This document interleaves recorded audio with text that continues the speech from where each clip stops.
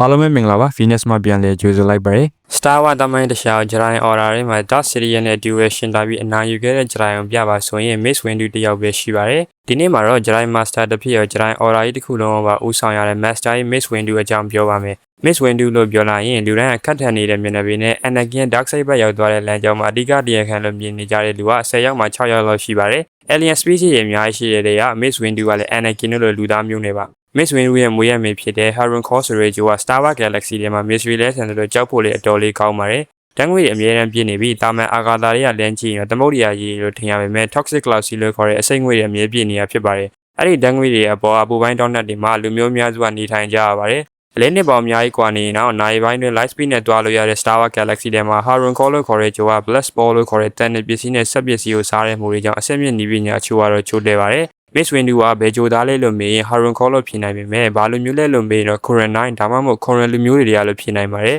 Miss Windu တယောက် The Force ကို sensitive ဖြစ်တယ်ဆိုတာကလည်းသူ့လူမျိုးရဲ့ဂျေဇုရဲ့အများကြီးပါပါတယ်ဘာလို့ဆို Korean 9 The Force ကိုမွေးရပါဆောင်ရတစ်ခုအနေနဲ့တုံးနိုင်တာကြောင့်ပါသူတို့ရဲ့နဲ့သူတို့ဇက်မှာတော့ The Force လို့မတုံးမဲ့ Pelicaton လို့ခေါ်ကြပြီးတောတော်တဘာဝနဲ့တသားလေးပြောင်းရှင်တန်ကြရပါတယ် Force sensitive ဖြစ်တဲ့ကလေးတွေကို3နှစ်အရွယ်ရန်ကလေးအနေနဲ့လေ့ကျင့်ပေးကြပေမဲ့ Miss Windu ကတော့အသက်6လအရွယ်မှာမိဘနှစ်ပါးလုံးကဆုံးသွားတာမလို့ဂျရိုင်းအော်ရာရဲ့မွေးစားခြင်းကိုခံခဲ့ရပါတယ်ဂျရိုင်းဖျားเจ้าမှာပဲကြီးပြင်းလာတာဖြစ်ပြီးမွေးစားခံရတဲ့အချိန်နဲ့ရန်ကလင်းဘောတွေမှာအမျိုးသမီးဂျရိုင်းမာစတာဖြစ်တဲ့ဆိုင်လင်းမြာအနီးကဆောက်ရှောက်ပေးပါတယ်ဖတ်တဝန်ဖြစ်တော့လဲဆိုင်လင်းမြာရှိမှာပဲလေ့ကျင့်သင်ကြားခဲ့ပါတယ်ဆရာဖြစ်သူကိုယ်တိုင်လည်းစီကံကြီးတဲ့အပြင်အော်ရာတွေကစီကံနေတော့တည်မသိလိုက်နာတဲ့လူဖြစ်ပါတယ်အဲ့လိုလိုက်နာခဲ့လို့လဲ Masters of Discipline ဆိုပြီးဂျရိုင်းကောင်ဆယ်နဲ့ဂျရိုင်းအများစုကသတ်မှတ်ခဲ့ကြပါတယ်အဲ့လိုမျိုးဂျရိုင်းတရားရဲ့လမ်းပြတော်ခံခဲ့ရတဲ့ဝင်ဒီကလည်းဆရာနေသူလိုက်နာနာခံတက်ပြီးစီကံလဲကြီးပါတယ်အဲ့ချက်တရားပဲ Anakin တို့ဇွန်တို့ဇော်ကနေကီမကိုက်တာဖြစ်နိုင်ပါတယ်ဂျရိုင်း training တွေအတွက်ကတော့ထုံးစံတိုင်းဂျရိုင်းပေါင်း2000ကျော်ကိုနှစ်ပေါင်း800အတွင်းလေ့ကျင့်ပေးခဲ့တဲ့ Master Yoda ပဲတာဝန်ယူခဲ့ပါတယ်Miss Windu ဖာဒဝန်ဖြစ်စဉ်ကာလမှာမှတ်တိုင်တစ်ခုဖြစ်ခဲ့တဲ့ Mission to Mars ကသူ့ဘဝမမေ့နိုင်တဲ့ mission တစ်ခုလို့ပြောနိုင်ပါတယ်ဒီ mission မှာတည်းမဲ့ aggressive ရန်ဖြစ်တဲ့ Miss Windu တရား The Force ကိုလိုက်နာဖို့နဲ့ Inner Peace အကြောင်းသင်ကြားခဲ့ရတာမလို့ Miss Windu အကြောင်းပြောရင် Mission to Mars ကချန်ထားလို့မရတဲ့အစိပ်ပိုင်းတစ်ခုအနေနဲ့ရှိပါတယ်ဂျရိုင်းတရားတို့ရဲ့ Inner Peace ကောင်းတာနဲ့ The Force ကိုပို့ပြီးနားလည်လာတာဘာတူးမှလည်းဆိုရင်မဲ့အဲ့လိုမျိုးအချက်တွေဆိုတာဂျရိုင်းနတ်တွေအတောင်မှခက်ခဲပါတယ်ဒါကိုဖာဒဝန်ရေမာနဲ့လုံနိုင်ခဲ့တဲ့ Miss Windu ကလေးစားစရာပါ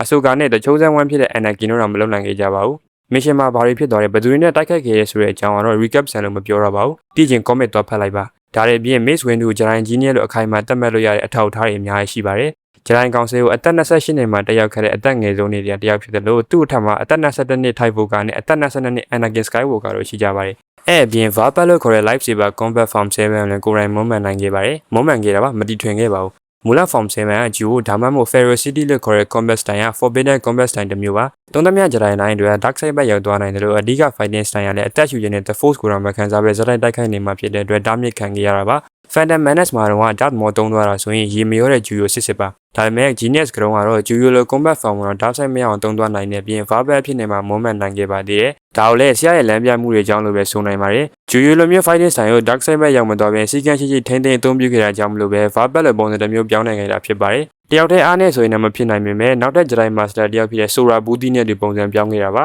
နာမည်မခေါ်တတ်လို့ပါအဲ့လိုတွေကြောင့်လည်း New Republic era မှာ Master Yoda တောင်တော်တဲ့ဂျရိုင်း Warrior အနေနဲ့တော့အများသတ်မှတ်ထားကြပါတယ်ဒါအပြင် Master Yoda ပြီးရင်ကောင်ဆယ်ထဲမှာပြင်ဂျရိုင်း Order ကြီးတစ်ခုလုံးမှာပေါ့ဩဇာညောင်းပါတယ်ကလုံးဝအတွင်းရဂျရိုင်း Order ကြီးတစ်ခုလုံးဦးဆောင်ခဲ့တဲ့ mission တွေပြင်ဂျရိုင်းကောင်ဆယ်ထဲကဆွမ်းဆောင်ရတဲ့ Miss Windu ဆိုတာဘာကောင်ကြီးပါရဲ့လို့အထင်သာဖော်ပြနေပါတယ်အချို့အတွက်တော့မသိပေမဲ့ကျွန်တော်တို့တော့ Anakin ပေါ် Windu ရဲ့ decision မှန်တယ်လို့မြင်ပါတယ်အသက်ငယ်သေးတဲ့အပြင်ဆုံးရှုံးဖို့ကြောက်နေတဲ့ Anakin ရဲ့စိတ်နေစေတာဂျရိုင်းတယောက်ရဲ့လမ်းမှာတွေ့ဖယ်နေပါပြီဒီချက်ကို The Force နဲ့ချိတ်ဆက်အကောင်းတဲ့ကောင်ဆယ် member တိုင်းသတိထားမိကြပါတယ်ဆိုပေမဲ့ Windu ရဲ့ဆက်ဆံပုံတွေရဲ့ Anakin ကလေးဘွားတွေကပြင်းထန်နေတာကြောင့်မလို့နောက်ဆုံးရလဒ်အနေနဲ့တန်ရောစင်တွေကိုကာကွယ်ခြင်းနဲ့ Anakin တယောက်လမ်းမရောက်သွားပါတယ် Miss Windu တယောက်လက်ပြပြီးဘာဖြစ်သွားလဲဆိုတော့ Revan of the Sith ကဘာအစနာမှမကြားပေမဲ့တယောက်ဆောင် Samuel L. Jackson ကတော့ interview တစ်ခုမှမတည်ပါဘူးဆိုပြီးအာချောင်သွားပါသေးတယ်အဲ့တော့ Miss Windu fan တွေကတော့မျှော်လင့်လို့ရအောင်ပါဒီဗီဒီယိုလေးရတော့လောက်ပါပဲဆုံးအောင်ဒီဗီဒီယိုတယောက်ချင်းလေးလည်းကျေးဇူးအများကြီးတင်ပါတယ်